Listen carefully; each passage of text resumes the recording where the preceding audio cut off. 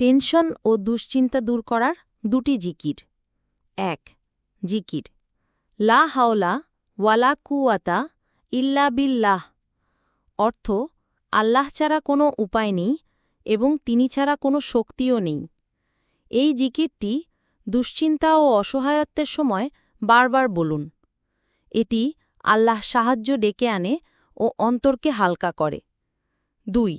জিকির হাসবুনাল্লাহু ওয়া নি'মাল ওয়াকিল। অর্থ আমাদের জন্য আল্লাহই যথেষ্ট, তিনি কতই না উত্তম কর্মনির্বাহী।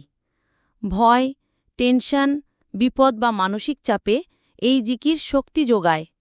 কুরআনের সূরা আলে ইমরান ৩৭৩ এই দোয়াটি সাহাবীরাও বিপদের সময় পড়েছিলেন। পড়ার নিয়ম দিনে বারবার পড়তে পারেন, বিশেষ করে সকালে